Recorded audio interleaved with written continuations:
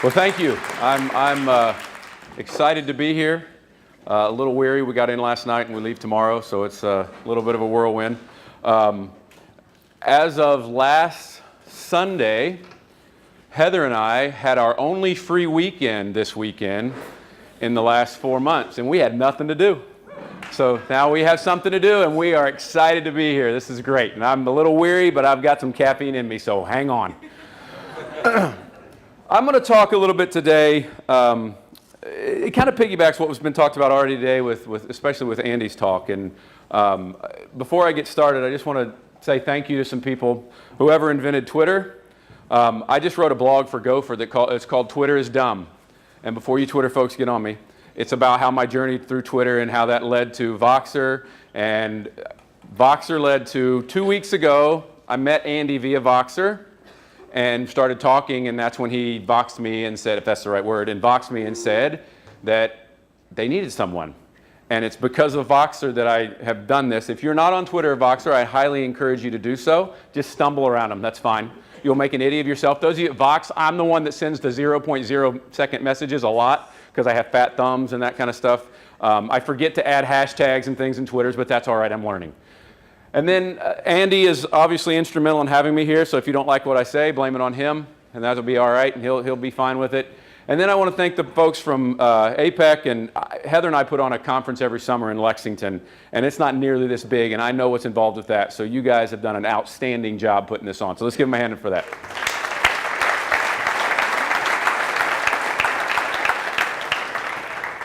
And then I want to thank my estrogen entourage. Heather and I have 4 girls. I grew up with all brothers, so this is it's a nice awakening. And every time before I go on a trip, I ask them, I say, what should I tell these teachers? And every time it's different. And last time I went to Minnesota, Hope said, well, you should tell them that Mr. Cornett's activities aren't very fun. Mr. Cornett uses the curriculum that Bob Pengrazi and I write. So Mr. Cornett's activities aren't very fun. I said, do you know who writes that? And she goes, yeah, it's yours. I'm like, thanks, my activities aren't that fun. So this time I asked, and this is Emily, and she's the spunky gymnast, and she said PE rocks. This is Libby, and she was sick, and she said, PE's pretty fun. This is Faith, she's the sentimental one, and she said, tell them, she likes a singer named Britt Nicole, and it has a song called Gold, and she said, tell them they're worth more than gold. So she's, that's nice. Then Hope, she says, tell them to come to Kentucky. We have Chinese food. And that's what she thought. So Hope loves her food. She goes to school and she likes the brown broccoli. She loves it. But anyway, so that's my thank yous. I want to thank them. And this is Heather, who is the sane one of the two of us and managed not to kill me on the flight last night. That's a long time to sit still. That's a really long time. And I didn't do very well, but she didn't kill me. So to start my talk, I'm going to talk a little bit. This is my brother. And it kind of leads to a little bit of what I'm going to talk, actually everything I'm going to talk about. And just a little bit of background on my brother. To say he was competitive is an understatement. We used to play ball in the backyard in basketball, and the score would be, let me get this straight, 7 to 9. And he would say, and I would be behind, and he would say, let's say you can't make threes anymore. I don't have a chance to win. Change the rules all the time. Does anybody know what the card game Spoons is? Yeah. We used to play competitive spoon. I mean, we're talking blood at family reunions. Before he passed away, I'm going to get to that, our goal was to play the card game in one room and have the spoons in another room. So you'd have full contact spoons. If you've never played spoons, you got to try it. But he was competitive, unbelievably competitive. He was a business owner as well. And he owned engineering firms, and he had offices all over the country. In the industry, in the specific niche that he had, it was a juggernaut. Everybody went to him for what they were doing.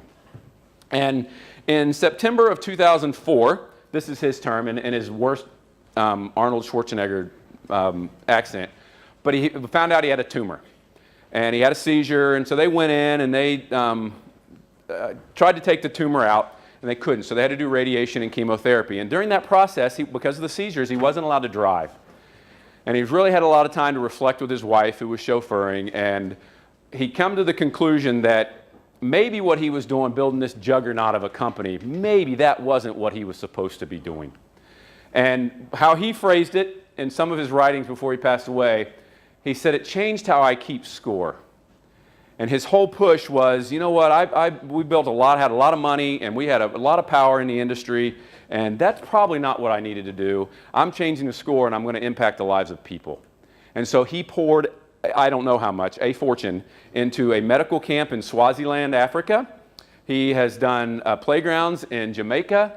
They worked in Detroit. They worked in Louisiana and New Orleans after some churches that were being rebuilt. He worked in Dayton, Ohio. Tons of things, all about changing the way that he kept score. And I remember one time, right about 3 months before he passed away, we were at my mom and dad's, and there's a barbecue joint that we always go to. And we went to get barbecue, and on the way back, he was talking about this stuff and what he does, and he goes, you know, it's just this way that I think I can impact the world this way.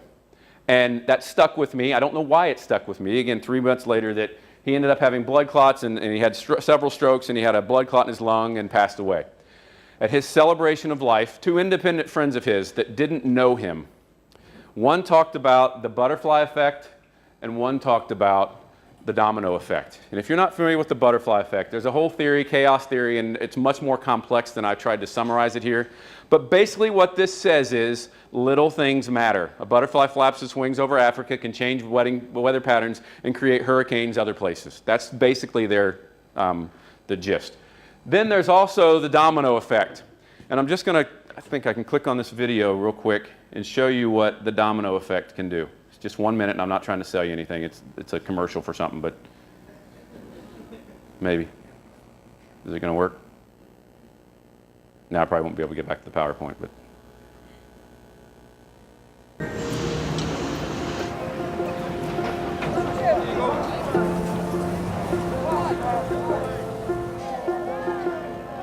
We asked people a question.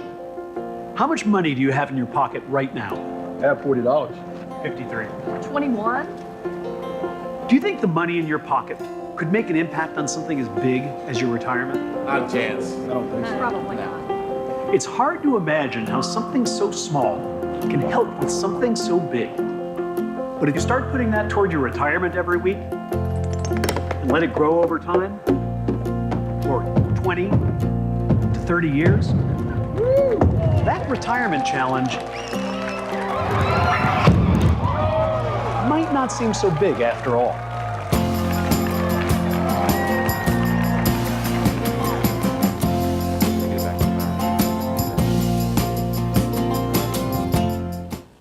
All right, so again, not trying to sell you, but the point with that is that's the exact same concept as the butterfly effect. So it's butterflies and dominoes that I'm going to talk about a little bit, and again, this is all based on some of the things that Trent and I have talked about, and other people have talked about as well.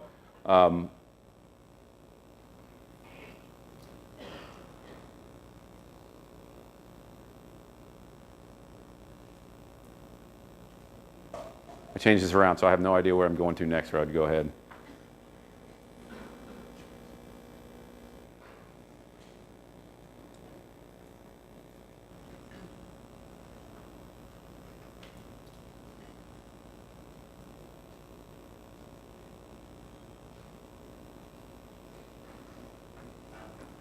Anybody know any good jokes? Yeah.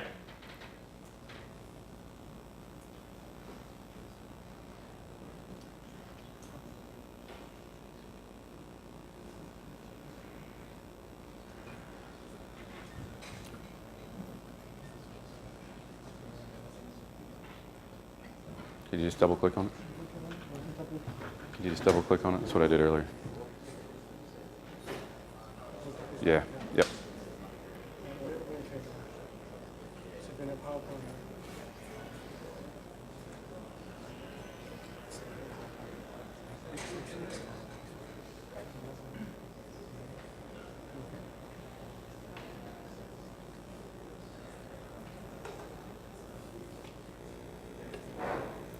You can just do it from the beginning. That's fine.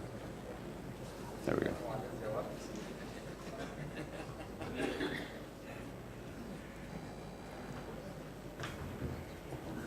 So again, little things matter, and from Trent's perspective and from my perspective and what I've really been focusing on since then is this whole idea that a tweak in your perspective, it's kind of what Andy talked about, a tweak in your perspective can mean everything in what you try and do and how we teach as educators, as physical educators, and as purveyors of hope, as I'll talk about.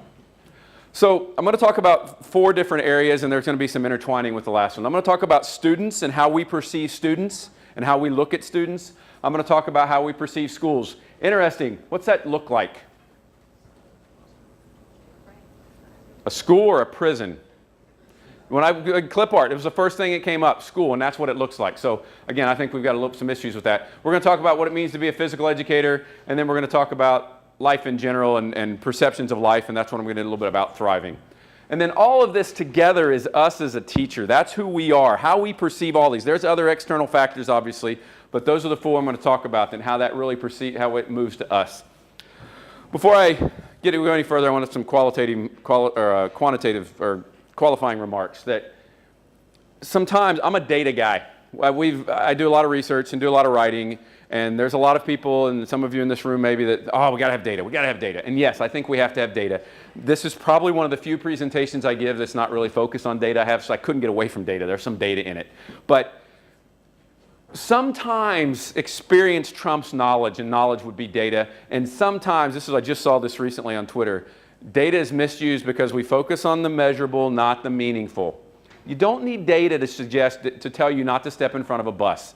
You don't need data to say, you know what, little Jada, that her uncle's overdosed in her bedroom, her grandmother passed away, her mom was arrested, and her dad's not around. You don't need data to know that she needs a hug.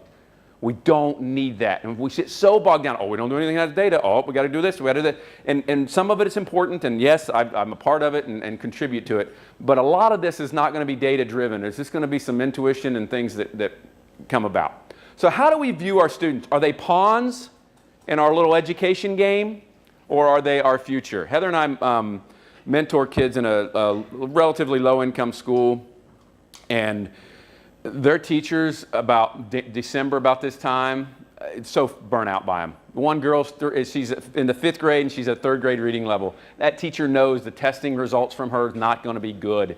That all that we treat them as is just a little pawn in our game, or are we going to look at them as, you know what, that's our future. That is the future of all of us. And we have to look at them as that. They're not just little test takers. So this is interesting, and what I would like to do is I'd like to do a study that takes these away. After I said no data, and in the first slide I show you data. But professional families, can't get away from it. Professional families versus welfare families. Now, that's how they measured it. And I'm not saying this is a good similarities or what they I would like to look at this as involved parents and not involved parents, or quality parents and not quality parents. But look at the difference. Wouldn't you be ticked too? Look how much what they hear. They hear all this discouraging comments. And who needs us most? This group or this group? Again, how we perceive our students. Oh, they're just behavior problems. Yeah, but there's a reason for that. And we have to look at a child and say, I don't like the behavior. I love the child. I don't like the behavior. I love the child. Because the behavior can be changed. The child probably can't. So next point is this whole kids have changed, and oh, you know, a lot of negative connotation with, they're inactive slugs. No, kids are inactive. Every year I ask this to my college students. Are kids inactive? Yep. I said, you know what? I've been doing this for 20 years. And at some point in that 20 years, I stood up in front of people, or someone stood up and said, kids are inactive. And guess who they were talking about? They were talking about you. Kids aren't inactive. Kids are the most active segment of our population. Guess who's labeling them as inactive? The slugs of our population, us. Right? Kids these days, that kind of stuff. Right? So, and then we get to this whole, they aren't respectful, and they don't pull their pants up. Every generation has something they do that's dumb.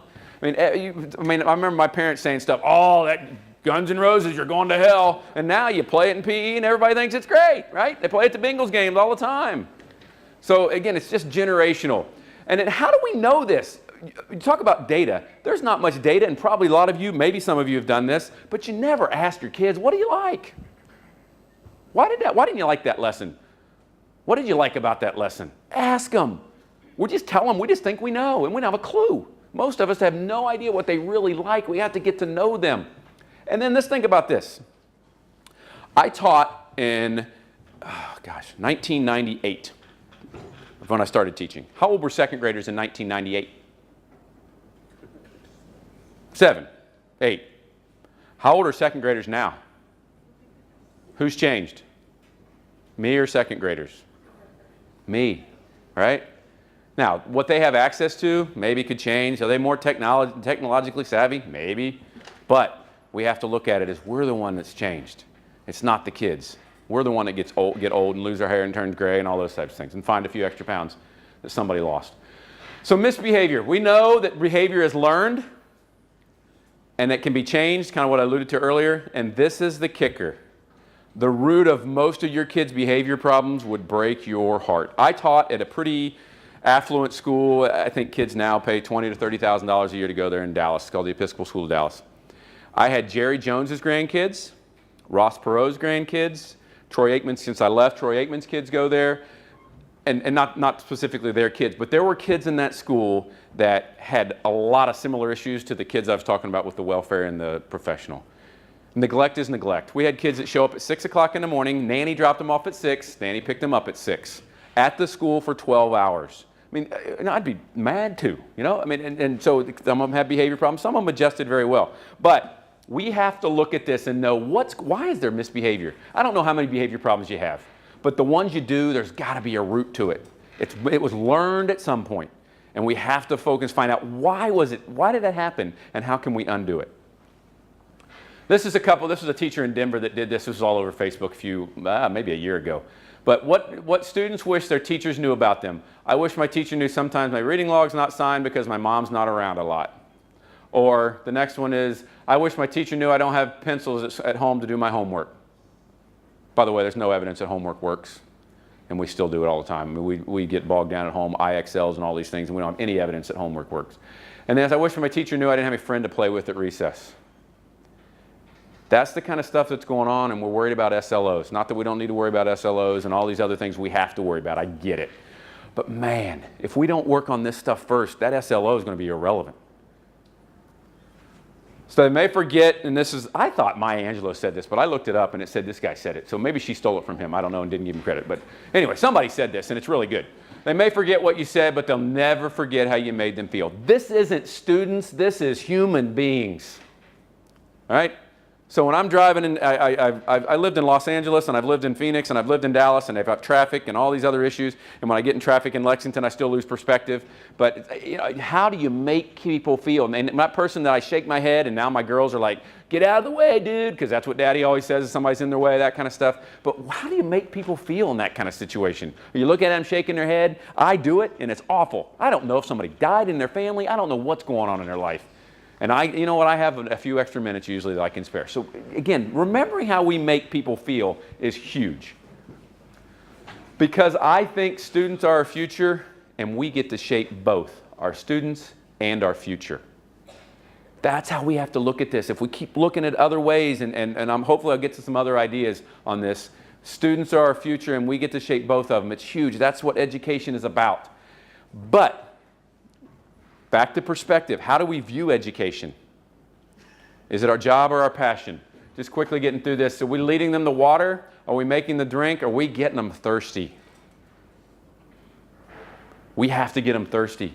We can make them drink all day long, and they leave us, and what happens? No thirst. We want them to be thirsty. This is kind of like the inspired thing that Andy talked about. In our actions, you can read down through these: passion for physical education, respect and current concerns. One of the things I'm going to talk about it later, but think about walking through your schools. How many teachers smile a lot?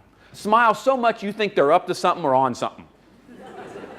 Not a lot. Not a lot. Why? We have the best freaking job in the world. As physical educators, there's educators. But why is that? Because you lose sight and we got that student. Oh, that Beighle kid's coming today. Right?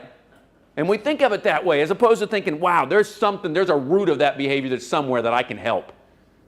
And that's why, and we have this negative perception, and we don't smile a lot. I remember, if you've never videotaped yourself teaching, I advise you to do it. That's a whole nother talk. But I remember watching myself teach, and I was like, wow, you're awful. I mean, I had hands in my pockets, and just walking around, I was like, do you even enjoy what you're doing? I didn't smile much. I got data on some other studies that we've done. But I smile once in a while. Fake it till you make it if you have to. I mean, you know, if you have, I've told everybody, you come in with the Cuervo flu and you don't feel like being there that day. If you don't know what Cuervo flu is, ask your neighbor.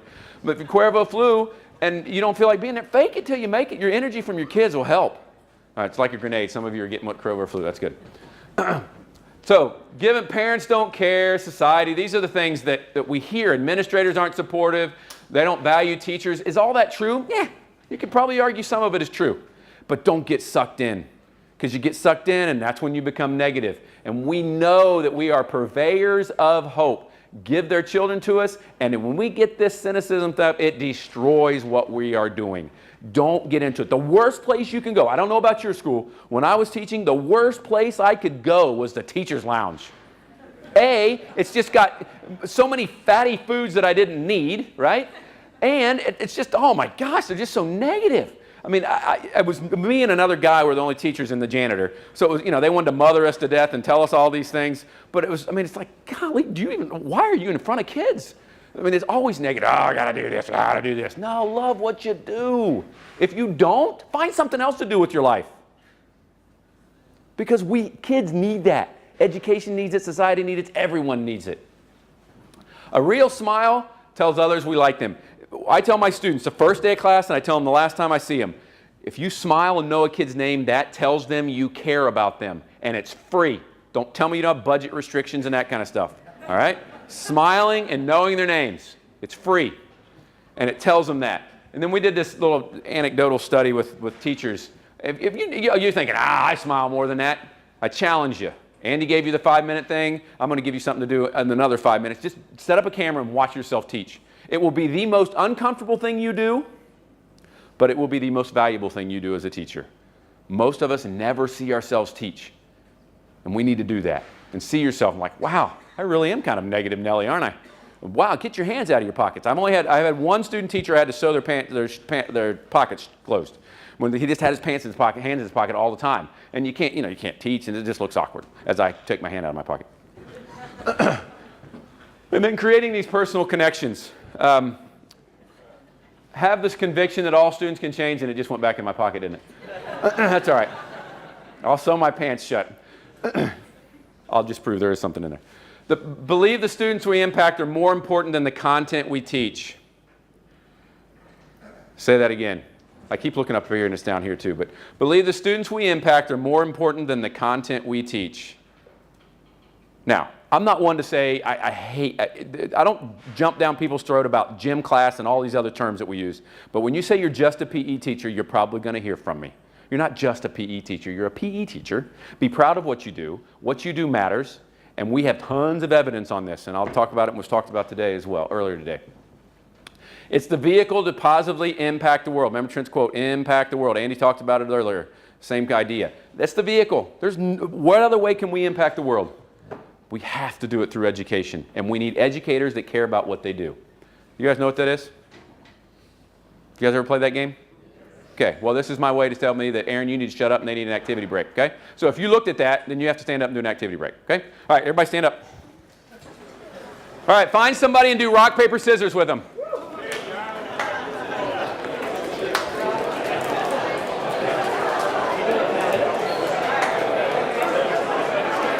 All right, eyes right here. Eyes right here. Wow, I lost them. Done. It's all right.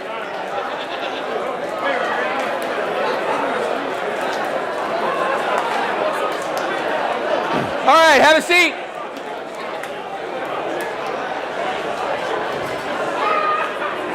All right, go ahead and have a seat.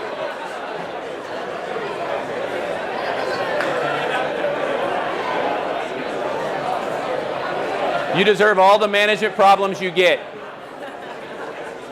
All right, what I was going to do with this, but you guys are too loud and having fun, and I'm not going to ruin it. You can do active rock, paper, scissors. Anybody done active rock, paper, scissors? This is rock, this is paper, and this is scissors, and you do jump, jump, and show. All right? So if we can do that maybe later tonight after some adult beverages. Okay. All right. So, by the way, why did I do that? How long can adults sit? I put on Twitter the other night, I was about to endure death by sitting when I got on the flight over here, 15, 16, whatever hours it was, 800 I think. But kids can't sit very long. and also I know I only have about 15 more minutes. I could have been plugging away. Man, I got some important information. Unbelievable the stuff I know. I'm just kidding. But it's unbelievable. And I could just plow ahead, but guess what? You're not going to get any of it. You know why? Because you were starting to float off. Every one of you probably was. All right, I'm not that engaging. So give them that break, and now I got you back. I'd probably get another 15 minutes out of you. Well worth your time. This is a whole other talk I can do about the importance of physical activity in the classroom. We have to have it in the classroom. There is no more evidence on anything that impacts learning than physical activity. You can't find anything that's more impactful. We need to teach classroom teachers to use it as a teaching tool. It's not something else you got to do. That's what I had to teach you twice. I just got to. No, you don't. It's a teaching tool that you have to use. And if you don't use it, your kids can't learn. And there's tons of evidence, and I can go on and on about that. So how do we view physical education? As the status quo, are we looking into physical literacy? And it used to be, how many of you remember the new PE? Remember that? It went on for like 25 years. I mean, how new is it? But so this is our big picture. And let's think about this. Some of you, I'm not giving you a history lesson here, but we first started out, we were about gymnastics and exercise a long time ago, in the olden days. That's what the girls call it. Games and sports with the military influence. And then we've gone to the fitness, and we've gone to perceptual motor, we've gone to movement education, academic integration. All along, what was there? Physical activity. That's what we've been about. We have always been about physical activity. And there's a lot of people. I just spoke at a PEAK conference in Atlanta. It's all physical education, teacher educators. And they're like, no, we didn't go on. I'm like, no, that's what we're about, physical activity. There's a lot of ways to do it, but that's what we're about. So, I borrowed this from Joey Fife, not this whole thing, but the idea. If you don't know who Joey Fife is, look it up. You'll find him. He's great. And I saw his speech that he did at 2015 National, what's it called, Physical Education Institute, is that what it's called? Okay. And he had it much, if you've ever seen him speak, he's got really cute, or not cute, he would frown at that, probably really awesome PowerPoints. Or not, it's something other than PowerPoint. But the physical literacy, this is our puzzle. And this is what we're trying to figure out. We're trying, and if you look at the definitions of it, it's evolved from 2001, 14, we've said it in 12, it's been in our book for a while as well. Basically what we're trying to do is give kids the skills, knowledge, and attitude to be active for the rest of their lives. You can use attitude, dispositions, all the other terms you want to use. That's what we want to do. That's what we're trying to do, is give kids that to be active. Active for a lifetime. But I think we have to be careful about this term lifetime. And what I've seen here, and I've seen when I've been in England, and I've seen when I've been in Jamaica and other countries, that how we define lifetime activity is going to be very, very specific to where you are. A lifetime activity in Vail, Colorado is different than a lifetime activity in San Diego. And we have to accept that and understand that. So typically a lifetime activity has to be relatively cheap, easily accessible, modifiable, and requiring very few people. But that's all relative. Cost effective, if you're wealthy, that's a different story than if you don't make any money, right? So we have to consider all of this. So given the known activities adults engage in, what skills, knowledge, and attitude do students need to be active for a lifetime? Here's what I've been talking to teachers in the States about. Heather and I work a lot with the teachers in Lexington, but they'll say, yeah, we're all about lifetime physical activity. That's what we want. Okay, so the National Sporting Goods Association in the U.S. looks up what activities adults engage in. Number 1 is walking. Number 2 is jogging. The others up in the top one, I think number 2 might be gardening. Jogging, bicycling, lifting weights. Yet, I go to a secondary school and they say, we're about lifetime activity, and what do? Football, volleyball, basketball. I mean, some of us play and participate in those, but not many. Football, after 18, nobody does. But that's different for you guys. Because where you're teaching kids, what I'm seeing out here out my hotel window is a totally different world than we have in the U.S. in a lot of places, most places. They have access to it. So if you think they're going to play soccer and they play soccer, then have soccer, what you do. But we have to figure out what are these lifetime activities. All right? I mean, the teachers in there and the U.S. think I'm crazy because I'm saying if gardening's number 2 and we're about lifetime activity, we need to be doing gardening in PE. There's evidence that they can have health-related benefits from gardening, and it's like, why aren't we doing it? Because it's out of our comfort zone. That's exactly why we're doing it, because it's out of our comfort zone. All right? Don't put us out of our comfort zone. We don't like that. So these are all the different things we have to do: attitude, knowledge, skills, fitness. There's other things you could add in here. This is the one I want to just briefly talk about. If you think fitness is the primary goal, I encourage you to read a book called No Sweat by Michelle Seeger. And I've posted about it on Twitter as well. It's a phenomenal book, and it says how we have done fitness and fitness education and all these other things we've done is completely wrong. We have not done ourselves justice. We've done things like use fitness assessment as our assessment. I'm almost step on some toes right now, but I'm going to tell you this. I think the mile run is the single worst thing we've ever done in physical education. It has turned more people off to physical activity that end up becoming superintendents and make those decisions to cut it because we just wanted data that is so insignificant. I can go into this on and on and on about why that's the issue. Again, it's just not a good test. There's just on and on and on. All right? So we have to decide, where is our puzzle and what are the pieces to it? Because we have to do things better and we have to do better things. Look at this data, these data. This is what impacts student learning. And this is a long time ago. Classroom management, home environment, student-teacher, social interactions. This and this is all us.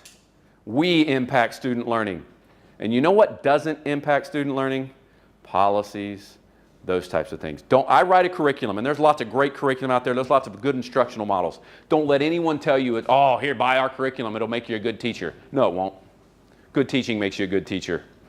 And we have to take responsibility for our teaching and say, you know what? I'm going to figure out a way to do something better. So we have to figure out, we did our session today on this. We're doing it tomorrow as well. But classroom management. We think we do it really well, and we don't do it really well. We know we've got data. Again, I keep bringing it, but data that we're not doing it. How are we efficient? We need to be efficient. And then as far as doing better things, I've done a whole presentation on this whole strategic thinking and that kind of thing, but active and healthy schools and having a director, this is a Gopher program, they have it over in their catalog, but it's kind of the CISPAP, or Let's Move Active Schools, physical activity leader. We have to take on a different role in its schools. We have to be a bigger player. And this might not apply to as much as you. But the example I've been given, if you've gone to school anytime in the last 700 years, there's been librarians, right? And librarians teach you the Dewey Decimal System and how to find a book on a shelf, right? Well, and you have to find stuff in a card catalog, right? Well, in the U.S., we don't have librarians anymore. They're called instructional or media technologists, or what Faith goes to. Instructional media is what it's called. Do you know what he does, that teacher? He does computers. He teaches them about internet safety. He teaches them how to find books as well. But he's stepped outside of the realm of I'm not a librarian and taken on a role of something bigger. I'm afraid if we don't do that in physical education, we're going to become librarians. Because teaching the Virginia reel and the rules to soccer isn't cutting it. Society doesn't value that. We have to do something that society values. And we have evidence on all of this. But I don't want us to become librarians. And I think if we take on this role of a physical activity leader in a school, doing things before school, after school, tons of things we can do. I think that's where we're going to really have an impact. And we've written papers about this in the past, about taking on a public health perspective. This is how we're going to be significant and relevant. So last thing I want to talk about is how do we view life? Do we exist or do we thrive? As Trent was going through his, before he had, actually one of the reasons that they think causes death is that he had a brace on his left leg because of his stroke, and he thought he was just having pain from that, and it was actually a blood clot that made its way to his lung. So during the time that he was rehabbing, he listened to a song by Casting Crowns called Thrive. If you've never heard it, write it down. It's a great song. But also at the same time, about 2 months before, I had started signing off all of my emails with Thrive. I think it's an important word. I'd listened to this song, and it wasn't much about I want you to thrive. Well, this was a great thing because I see my email Thrive. It was a reminder to me that my job was not to just exist as a human being. I need to thrive. And you have to remind yourself, and most of us send enough emails a day that that's enough reminders. Now, the dumb thing on my part is I put it as a part of my signature. So now what's that mean? I never type it, so I need to get it off there. I was thinking about that as I was flying over here, putting that together. I don't want to. I want to force myself to write that. And as I'm talking, this is kind of why. So if you look at what thrive means, it's live with vigor, more than surviving, more than existing, and living with a purpose. I'm going to talk about especially living with the purpose. So here's my 5 to thrive. These are the things I think that we need to remember and try and focus on. Commit to making a positive difference. Write it down. First thing Bob Pangrazi ever told me when I started getting my doctorate with him, I said, I got these ideas on a study. I'm going to do this, and I'm going to do this, and I'm going to do this. And he said, nope, go write it down. It means that you can talk and blah, blah, blah, blah, lip service. Writing it down puts a much more commitment. This talk has evolved from a presentation I give to our classroom teacher class that we have on how to integrate physical activity at the end of the semester. And I give this talk, and then I tell them, I want you to write down the kind of teacher you want to be. That's your final, 1 page. And then I want you to read that every year or every month as a teacher. Because as a young teacher, those who've been around a while, you know, you're going to change the world. And you need that. You need to go back to that. How am I going to make a positive difference? Keep that in mind, because that's going to be your big picture when you write that up. Stay focused. Pieces of the puzzle. You have this big picture. This is what I'm doing. Within that are these little pieces that you need to stay focused on, because there's so much minutia that you can get into. It's kind of what Andy talked about. Just stop and think about what you want to do. Be relentless. One of the words that was described, Trent, was he was tenacious. Was used 3 or 4 times as his celebration of life. That's what we have to. You're going to hear no, and you're going to hear that's a dumb idea. How many have heard of comprehensive school physical activity programs? Yeah? Okay.